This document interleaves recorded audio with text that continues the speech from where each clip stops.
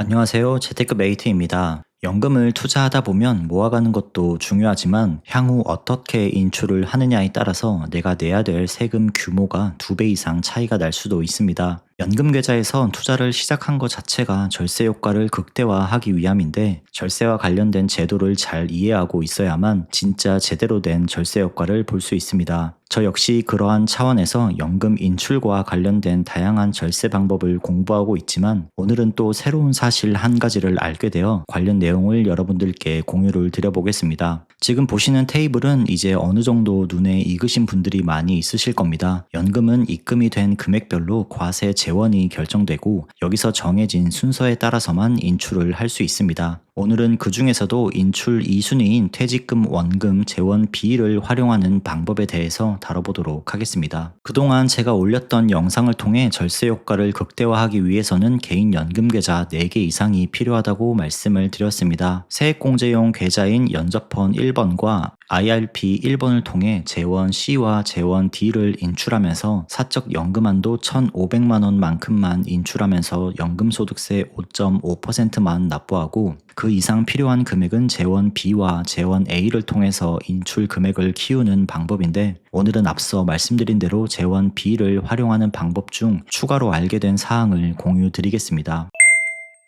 먼저 내가 운용하고 있는 계좌에 각 재원별 금액이 얼마 들어가 있는지 앱에서 확인을 해볼 수 있습니다. 증권사별로 조금씩 차이가 있겠지만 미래에셋 기준으로 연금 관리 탭에서 세액공제 관리 메뉴로 들어가면 비과세 재원, 이연 퇴직금, 과세 재원, 운용 수익 이렇게 확인을 할 수 있습니다. 먼저 제 계좌를 기준으로 말씀드리면 연금저축펀드 1번 계좌에는 재원 A, 재원 C, 재원 D 모두 있는 걸 볼 수 있습니다. 하지만 DC형 퇴직연금 계좌에는 전액 모두 이연 퇴직금, 즉 퇴직금 원금인 재원 B로 지정되어 있는 걸 볼 수 있습니다. 과세 재원 조회 메뉴에서 아래 유의사항을 확인해 보면 퇴직연금 DC의 경우 사용자 부담금에 대한 운용 수익은 이연 퇴직금 재원으로 관리됩니다 라는 문구를 볼 수 있습니다. 여기서 사용자 부담금은 회사에서 내 계좌로 매년 입금을 해준 퇴직금을 말하고 우리가 이 금액으로 국내 상장 S&P 500이나 나스닥 등의 ETF를 매수해서 발생한 운용 수익도 모두 퇴직금 원금으로 간주가 된다는 것입니다. 이 유의사항 문구를 추가로 확인하기 위해 증권사에 직접 문의한 결과 퇴직금으로 운용해서 불린 금액은 그 금액이 10억이 넘어가더라도 모두 퇴직금 원금, 즉 재원 B로 간주된다는 걸 확인받았습니다. 따라서 우리가 DC 계좌를 잘 운용해 나간다면 별도로 개인 연금에 많은 금액을 넣지 않더라도 노후를 위한 자금을 충분히 마련할 수 있게 되고 재원 B는 퇴직 소득세 대상이 되는데 퇴직 소득세는 근속이 길어질수록 세금 감면 혜택이 크기 때문에 재원 B를 잘 활용하면 매우 높은 절세 혜택을 누릴 수가 있게 되는 것입니다. 따라서 앞서 말씀드린 개인 연금 4개의 필요성에서 DC 이전용 계좌인 IRP 2번 계좌는 거의 대부분의 금액이 재원 B로 지정이 될 것입니다. 하지만 IRP 이전 후에 발생한 운용 수익에 대해서는 재원 D로 지정이 되기 때문에 가능하다면 퇴직 시기를 늦추면서 DC 계좌 내에서 운용 수익을 불려나가는 것이 매우 유리합니다. 자, 그렇다면 재원 B를 열심히 불려야 하는 이유는 알게 되었고 퇴직 소득세 계산은 어떻게 하는지 알아보도록 하겠습니다. 퇴직 소득세는 퇴직금이 커질수록 세금도 커지지만 근속이 길어질수록 세금도 줄어들게 되는데 개인별로 퇴직 금액, 근속이 모두 상이하기 때문에 제가 직접 계산을 해서 예상 테이블을 만들어 봤습니다. 근속은 5년부터 30년까지 5년 단위로 퇴직금은 1억부터 10억까지 1억 단위로 계산을 해봤습니다. 가장 위쪽에 퇴직금 1억부터 보시면 근속 5년일 경우 실효세율이 10.4%에 육박하지만 근속이 길어지면 길어질수록 세금도 거의 없는 걸 볼 수 있습니다. 따라서 20년 근속하고 퇴직금이 1억이라고 가정하면 퇴직 소득세는 120만 원에 불과하기 때문에 퇴직금 원금을 한 번에 인출을 하는 경우도 많이 있습니다. 하지만 우리는 DC 계좌를 운용할 예정이기 때문에 퇴직금은 무조건 그보다 더 높은 목표를 가지는 게 좋을 것 같습니다. 따라서 현실적으로 DC 계좌를 운용하면서 우리가 목표로 할 수 있는 타겟을 노란색 음영으로 표시를 해봤습니다. DC 계좌를 20대부터 운용하는 분도 있을 것이고 몇 년 운용 못하고 퇴직을 맞이하는 분들도 있기 때문에 근속은 20년에서 25년 정도, 그리고 퇴직금은 1억에서 3억 사이가 우리가 현실적으로 노려볼 수 있는 퇴직금이라고 생각이 됩니다. 물론 탑티어 대기업이나 금융권 종사자들은 이보다 훨씬 많은 금액을 퇴직금으로 받을 것인데, 그런 분들은 스스로 노후 준비를 잘 하실 것이기 때문에 우리들의 현실적인 목표 기준으로 우리가 퇴직금을 일시금으로 찾는 게 아니라 연금으로 수령할 때 실제 납부해야 될 세금을 한번 계산을 해보겠습니다. 계산 타겟은 그래도 가장 희망적으로 근속 25년에 퇴직금 3억으로 잡았습니다. 우리가 그래도 열심히 노후 준비를 했다면 월 400만원 정도는 써야 그에 대한 보답을 받을 수 있다고 생각하기 때문에 400만원 인출 기준으로 계산을 해봤습니다. 먼저 재원 C와 D를 활용해서 사적 연금한도 1,500만원을 인출하면 5.5% 세율로 월 납부 세금은 약 68,000원입니다. 그리고 나머지 3,300만원을 재원 B로 인출하게 되면 연금 수령 시 퇴직 소득세를 30% 감면해주기 때문에 실효세율 4.5%가 아닌 3.2%만 세금을 납부하면 됩니다. 따라서 월 88,000원의 세금을 납부하게 됩니다. 이렇게 될 경우 재원 C, D를 통해 월 118만원, 그리고 재원 B를 통해 약 266만원을 실수령하면서 월 기준으로 약 384만원을 실수령할 수 있습니다. 납부해야 될 세금은 월 15만 6천원 정도입니다. 우리가 재원 C, D를 통해 월 400만원을 인출하게 되면 종합소득세 대상이 되기 때문에 종소세 기준으로는 실효세율이 약 10% 약간 넘는 수준이 됩니다. 이렇게 되면 월 50만원 정도의 세금을 납부해야 됩니다. 하지만 우리가 재원 B를 열심히 모아서 불렸다면 훨씬 더 낮은 세율의 세금을 납부하면서 더 많은 금액을 수령할 수 있게 되는 것입니다. 그럼 오늘의 내용을 한번 복습을 해보겠습니다. 우리가 연금 수령 시 절세 효과를 극대화하기 위해서는 개인 연금 계좌가 최소 4개 이상 필요합니다. 세액공제 전용 계좌인 연저펀 1번과 IRP 1번을 통해 재원 C, D를 사적 연금 한도인 연간 1,500만원 인출하면서 5.5%의 세금을 납부합니다. 하지만 1,500만원으로는 연간 생활비가 부족하기 때문에 DC 계좌를 열심히 굴려서 만든 IRP 2번 계좌를 통해서 재원 B를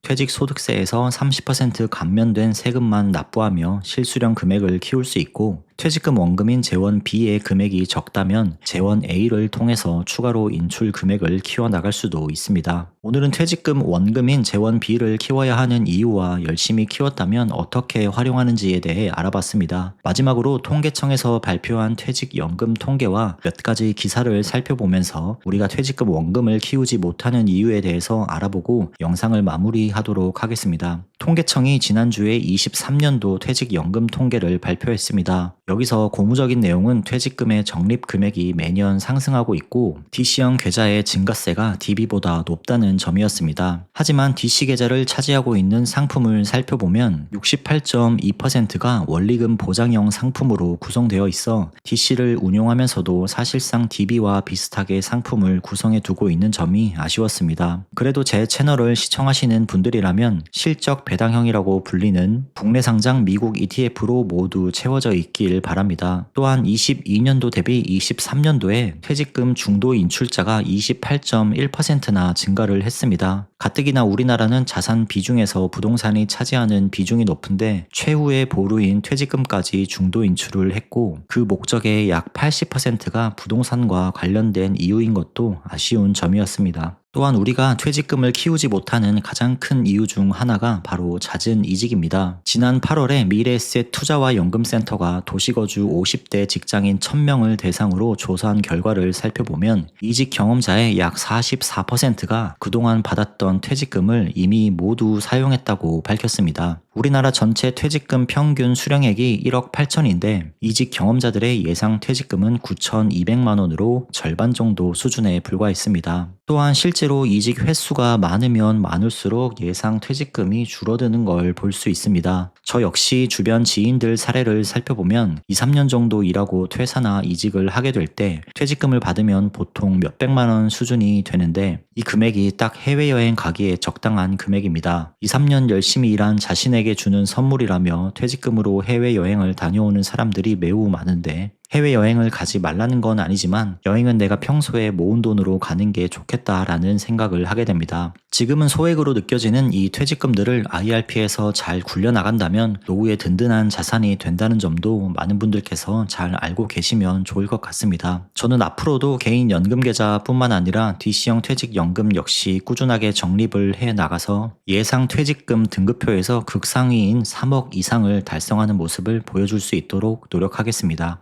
오늘 영상은 여기까지입니다. 도움이 되셨다면 구독과 좋아요 부탁드립니다. 다음 시간에도 더욱 유익한 영상으로 찾아뵙겠습니다. 시청해주셔서 감사합니다.